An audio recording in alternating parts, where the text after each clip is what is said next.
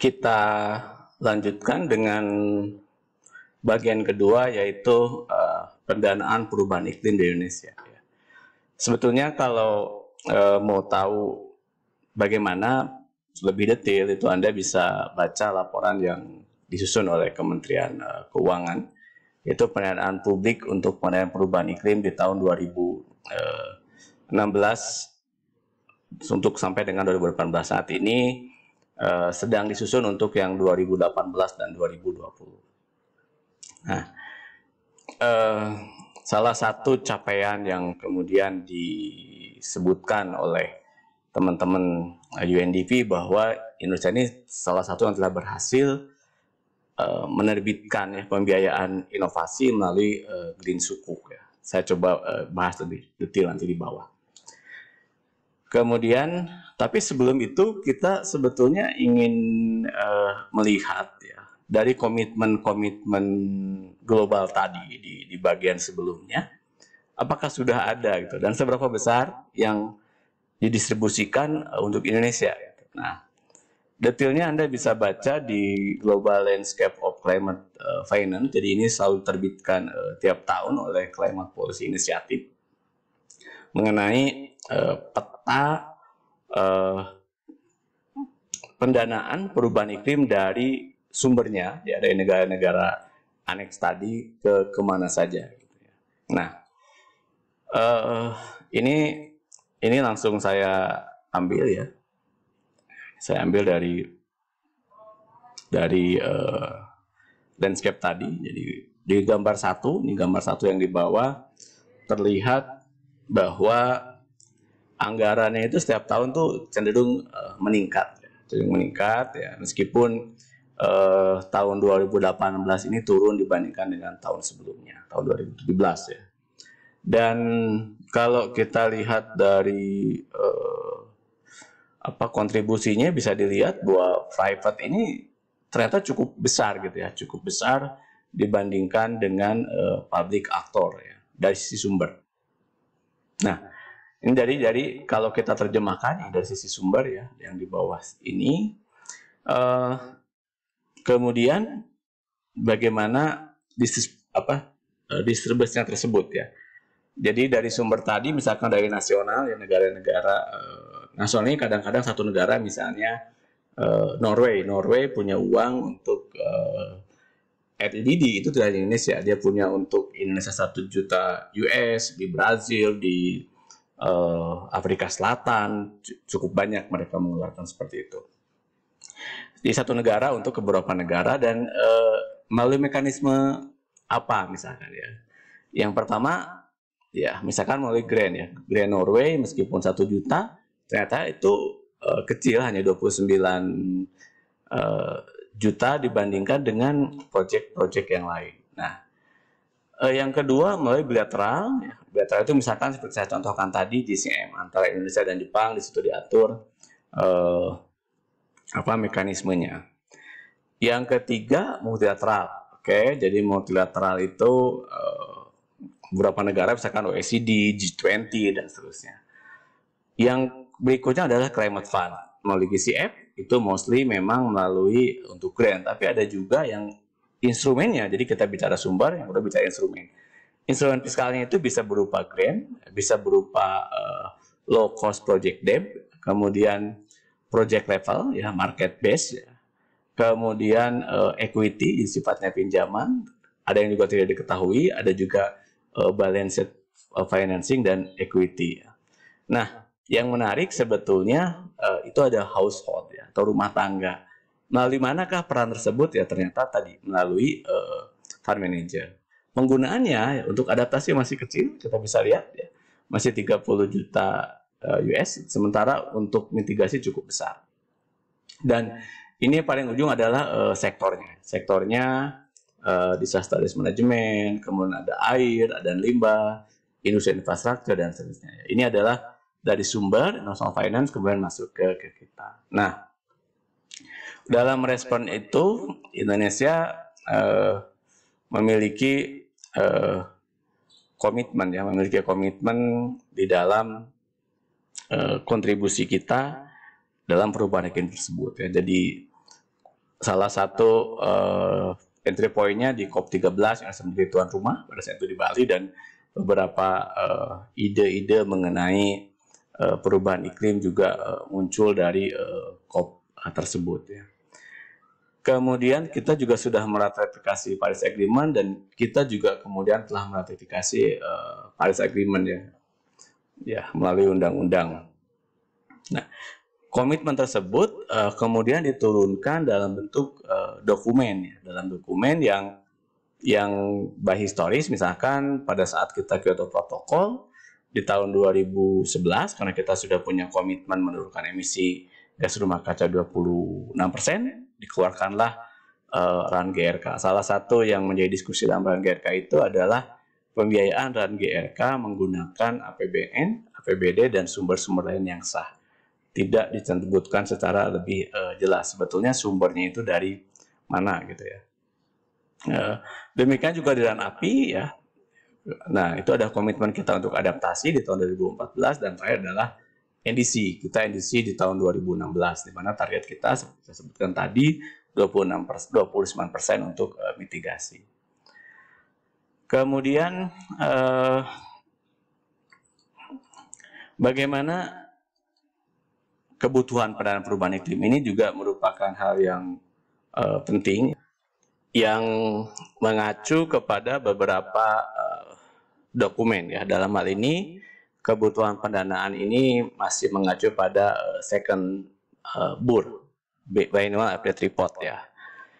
Nah, sektor kehutanan merupakan sektor terbesar ya dalam hal capaian penurunan emisi gas rumah kacanya, di mana 655 juta ton target yang dibebankan itu pada sektor kehutanan.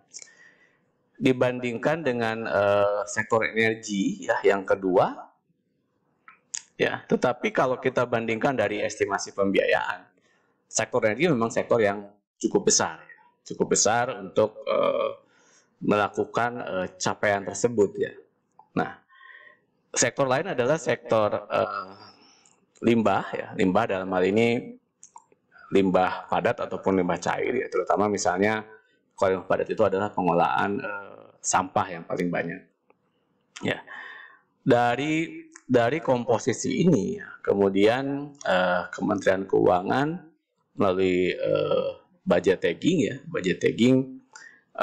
melihat bahwa anggaran perubahan iklim ini tiap tahun kalau kita bandingkan, jadi anggaran perubahan iklim terhadap APBN kita itu cenderung naik ya, dari 3,5% di tahun 2016 ya, kemudian naik menjadi 4,9% di tahun 2018.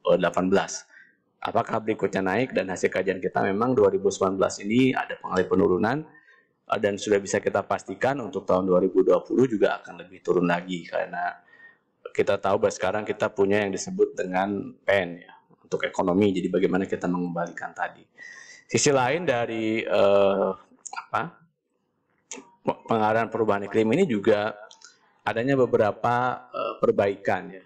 Efek positif dari pendanaan perubahan iklim ini adalah adanya RSPP, Redesign Sistem Perencanaan Penganggaran, di mana masing-masing kali itu diharapkan memang betul-betul lebih fokus kepada capaiannya. Karena begitu kajian ini dilakukan, misalkan sebetulnya berapa sih emisi yang bisa diturunkan atau seberapa resiliensi masyarakat naik dengan alokasi yang digunakan ya. Ini sampai sekarang belum bisa secara keseluruhan. Artinya dari dana misalkan 72,2 T itu semuanya untuk perubahan iklim. Kita masih ada beberapa yang sifatnya itu mendukung pencapaian perubahan iklim tersebut. Kemudian dari mana sumber dana yang ada sekarang untuk pencapaian perubahan iklim tersebut? Ya, secara umum kita bisa bagi ke dalam ya pendanaan publik dan pendanaan non publik ya. Pendanaan publik itu untuk masuk ke dalam APBN ya, dikelola sebagai belanja kementerian. Ya. Kalau pendanaan non publik bisa juga merupakan bantuan pemerintah melalui badan usaha BUMN dalam hal ini, di mana Ini dikelola oleh PT SMI ya. Jadi PT SMI adalah vehicle atau kendaraan yang digunakan oleh pemerintah Indonesia dalam hal mencapai target-target pembangunan yang rendah iklim. Nah, kita juga sekarang ada dua meskipun sumber dana ini misalkan BPDA ini semua dari REDD. Demikian juga dengan SSTF juga bersumber dari internasional finance ya. Dan bisa dilihat bahwa 86 daerah publik Indonesia mengalir secara langsung biaya proyek mitigasi baik melalui BUMN ataupun dalam bentuk loan ya.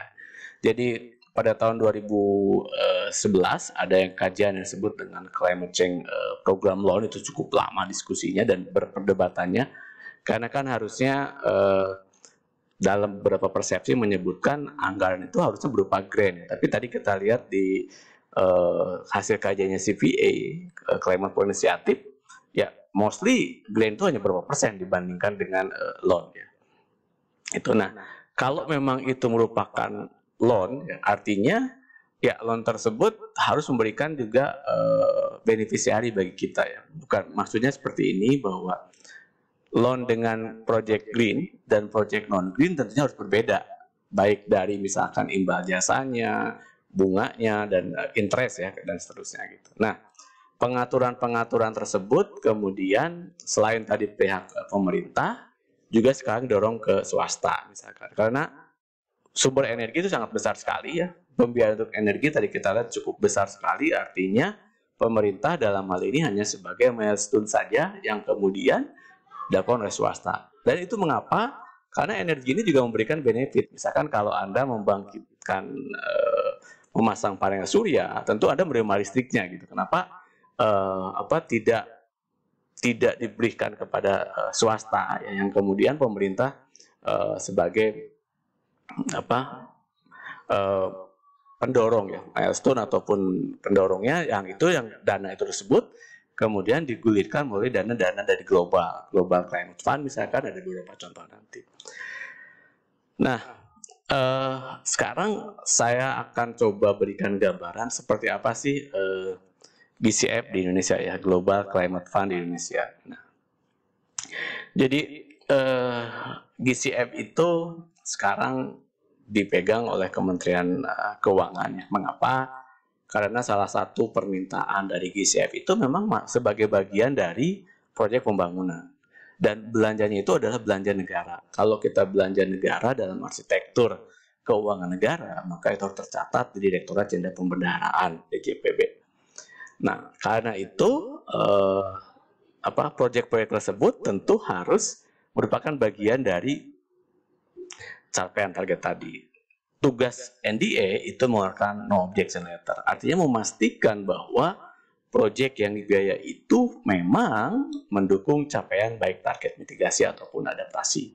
Ya, yang menjadi tantangan adalah sebetulnya siapa lembaga yang boleh mengusulkan pembiayaan tersebut. Itu adalah lembaga terakreditasi. Dan untuk saat ini lembaga terakreditasi di Indonesia yang milik Indonesia itu baru PT SMI. Yang lainnya itu masih dari global. Ada UNDP, ada WWF, ada sekarang WHO kemarin sedang mencoba, tapi itu semua adalah lembaga-lembaga internasional yang memang dia memiliki wilayah kerja di Indonesia gitu. Tapi bukan lembaga Indonesia sendiri. Lalu apa yang bisa dibiayai oleh GCF ya? Yang pertama adalah mitigasi, tentu jelas tugasnya adalah mengurangi emisi dari sektornya yang sama dengan sektoran GRK kita, transportasi, ya, kemudian ada akses dan pembangkit energi, penggunaan hutan dan lahan, serta yang belum banyak adalah sebetulnya green building.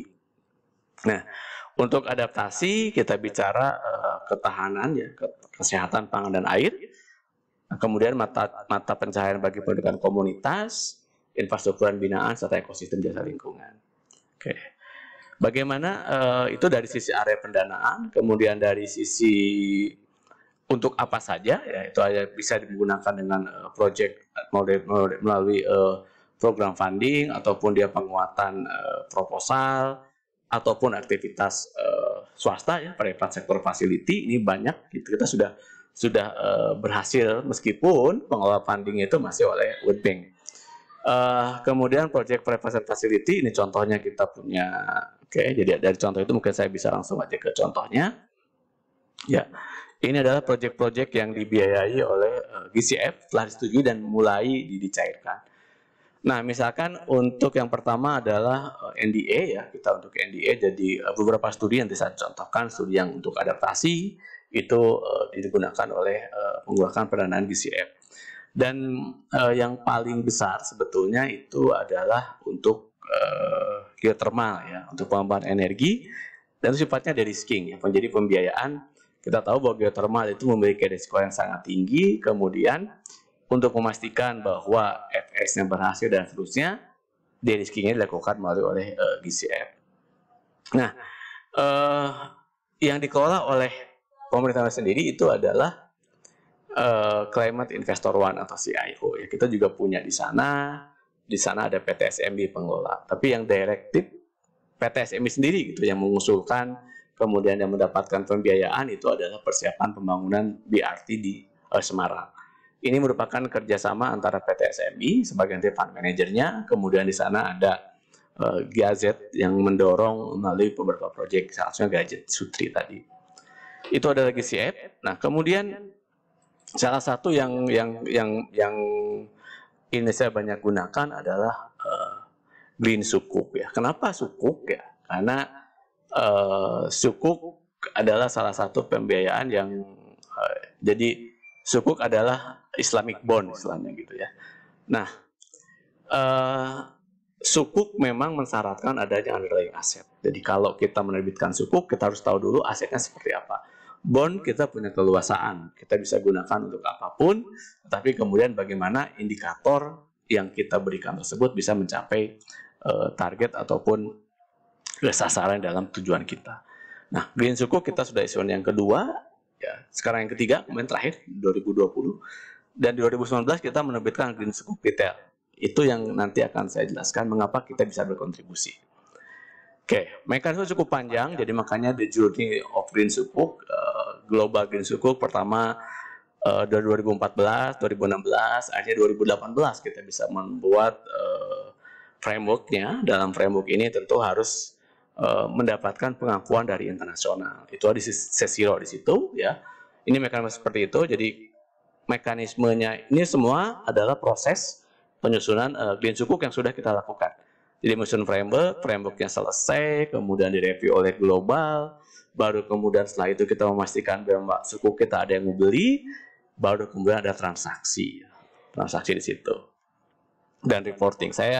Proses ini saya ikuti semua dan cukup memakan waktu dan cukup melelahkan ya. Nah, yang berikutnya adalah bagaimana proyek-proyek kita biayai. Jadi kita memiliki cukup banyak proyek ya. Ada disebut dengan rent financing dan project financing, dan kita bisa lihat untuk tahun 2019 itu hampir 100% itu kita gunakan untuk proyek-proyek adaptasi.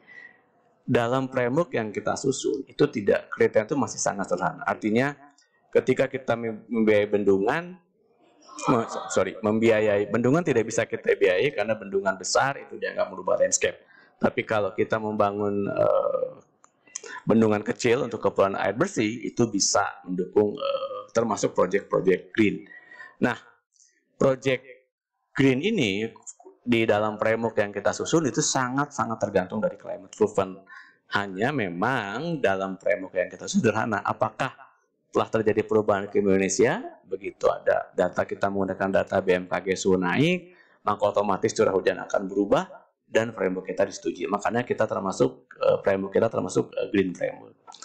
Yang menjadi tantangan dalam Green Sukuk sebetulnya adalah pembeli itu sendiri ya.